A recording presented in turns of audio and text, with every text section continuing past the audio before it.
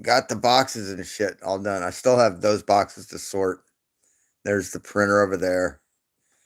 There's the enraged rabbit carrot feeder, is what it's called. The buffer is called the enraged rabbit carrot patch.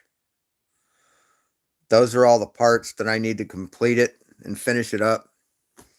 Um, when I get the enclosure, I priced it and all the connectors and the extrusion for the enclosure, for the cage that the ERCF and the printer is going to go into, will cost about $50. Not that bad, and it'll be a pretty big enclosure. And what it'll do is it'll be like a four-sided or a six-sided box, basically a rectangle. It's going to be 500 millimeters tall, so plenty of height. It's going to be 300 millimeters square, so big enough for the printer to sit in there. And then off on the sides, it's going to have bars come off that'll hold filament. So at the top of the box is the carrot feeder that needs to have filament come up from underneath. And low on the box will be the spools of filament. And I can put them all in the back if I need to. And then I just need to print a bracket that will guide them to where they need to go from each spool, because they won't all line up. It'll be feet if I put them side by side. But I've got it worked out on paper. And so you've got the enraged rabbit carrot feeder. The cage that I'm building, or that I will build eventually, will be called the rabbit hutch. The printer will be the rabbit. So yeah, it's going to be quite a system. Eventually I want to replace the roller guides on the printer with linear rails. I can get a linear rail kit for about $50 to do that upgrade. I don't think I'm going to do the Z-axis because I don't need to. The rollers are fine. I don't have any layer shifting or layer problems. Hey, secrets. I don't have any layer problems with the current system. And it's a dual Z drive, so it's cool there. No, I don't play Minecraft. Nope. But it's coming along. Today I ordered the lights for the stealth burner tool head. Hey, Jacob. You look like Albert Einstein. Okay. Thank you. Hey, local observations. What's up? But I ordered the two fans I need for the tool head for the stealth burner. I ordered the Konami touch screen for it.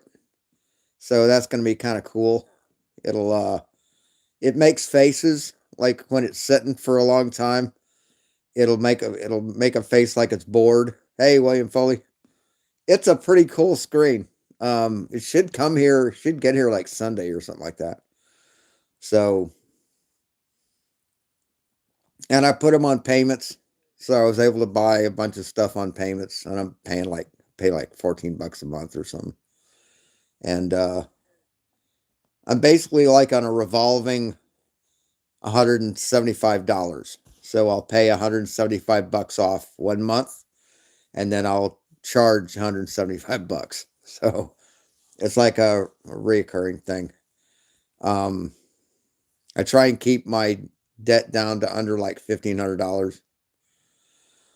And if it gets too high, I just won't order shit like for a couple months, which is no problem. But yeah, I want to get this multicolor 3D printer working. And I really don't know why I did a 12 unit thing, because I'll never use 12 colors at the same time, I don't think. I know I'll do black and white, uh, like a bunch of primary colors and some pastels. I know one of them is going to be like washable support material, which is really supposed to be really, really nice. Or like if I'm printing PLA, I think it's PLA or PETG, one of the two. The best thing to use for support is like a different kind of filament. Like you don't have to buy a special kind of filament. You just use like PLA, and like I think it's PETG. One of them does not want to stick to the other one. So you can basically have like an ironed surface on your support material and print right on it, and it'll pop right off. So you can actually have better undersides where your support is than you would normally with just like a organic or tree support. So that's kind of cool. And you can do the same thing with like a washable support. It's just going to wash away. You don't have to peel it off, and it doesn't matter if it sticks or not. As a matter of fact, you probably want it to stick. So, but yeah, I've cleaned up the area. Still got to sweep the floor and stuff. But yeah, I've just let my room go. But yeah, um,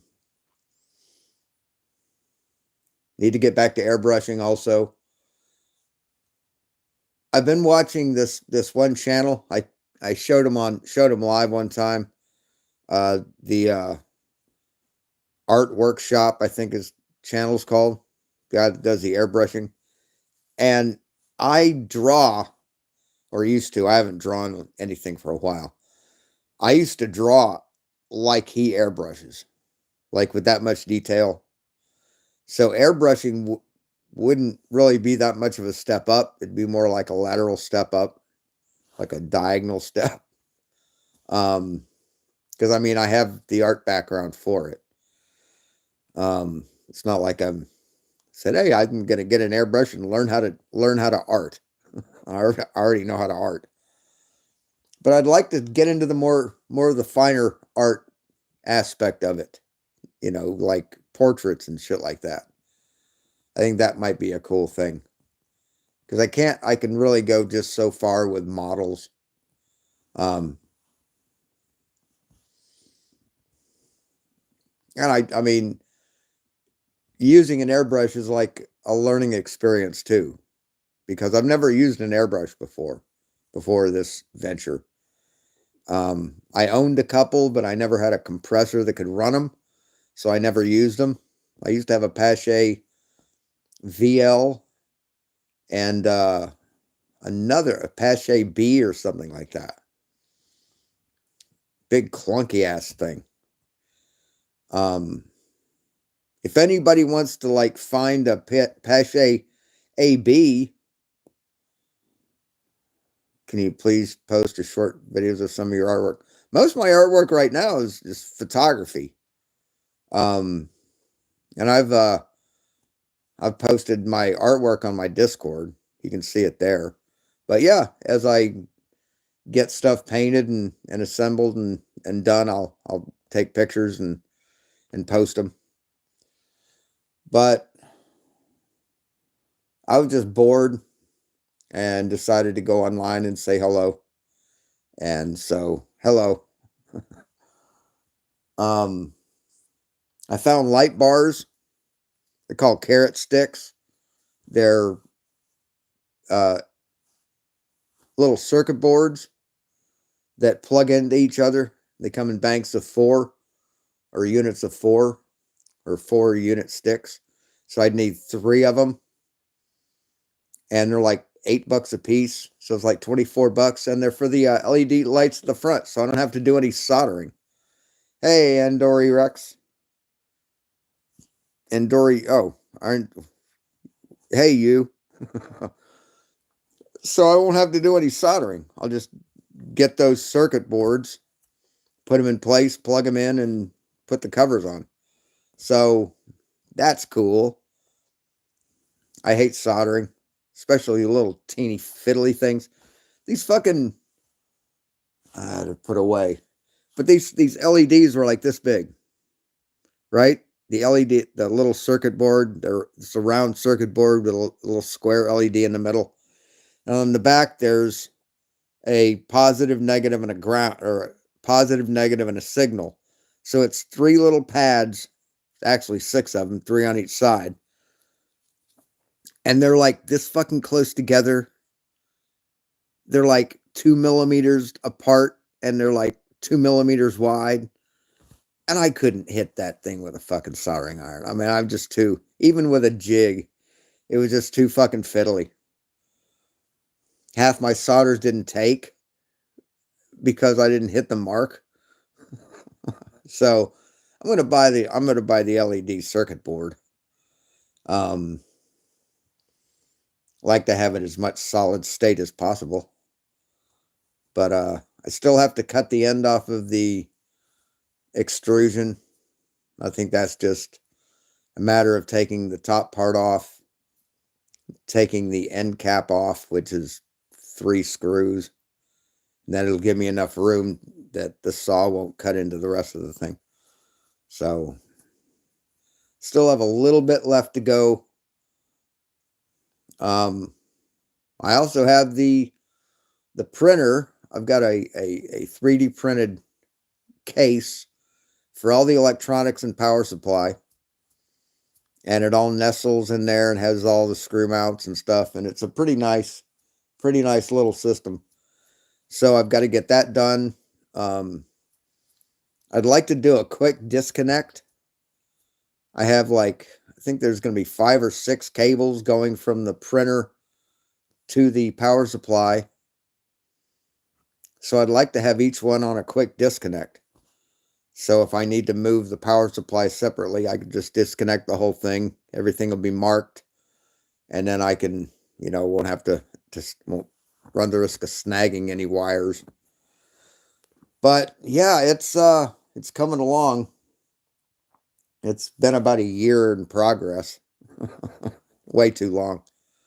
And once I get it all together, I'd like to upgrade the bed of the printer with a 120 volt bed, like heats up super fast. Basically has its own power supply and it plugs into the mains. It's not like a 24 volt. So it actually heats up, stays hot. Because as it is now, to get up to like 65 degrees centigrade, it takes like 15 minutes. No kidding. Plus the bed's really thin. The one I want is like a 1/4 inch thick aluminum plate. So it's incredibly rigid. It's real stiff. Doesn't want to warp a lot. And yeah, so that's one of the upgrades I want. I'd also like to just fucking upgrade the whole thing to an XY core, XY core, XYZ core, Core XY, which is a lot better. It's what my Cheetah is, my X-Max 3. That's a Core XY. They're just a better printer. They can print faster. They're more efficient. You get better results. But eventually, yeah, it's going to be, everything is going to go into a Core XY printer. Which is only going to be a matter of getting an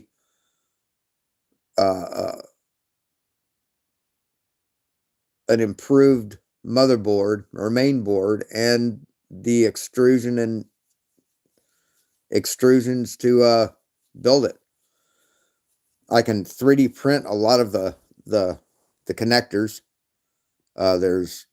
It's a open source project, the Voron, and eventually what I'd like 350 millimeters on the print bed. It would be like the Cheaty Max, so I could print big stuff in multicolor, like helmets and stuff like that, without having to like spray paint shit. Be kind of nice. But yeah. And those I might just do that instead of doing like the carrot patch or the hutch, is just use that for a Core XY.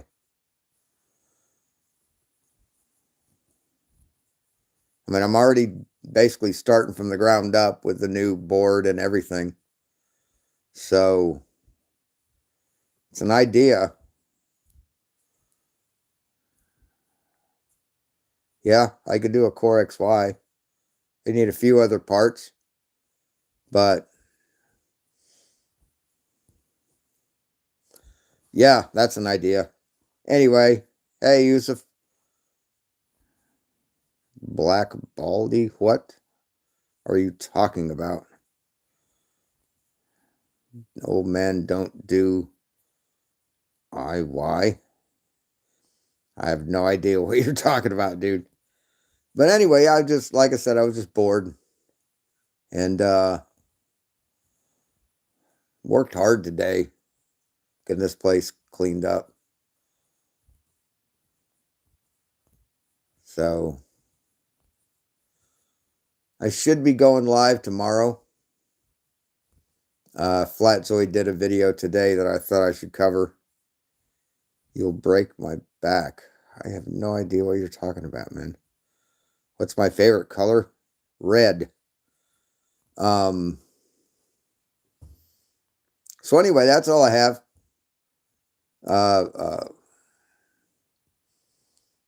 I'm kind of tired. I'm also real stoned too.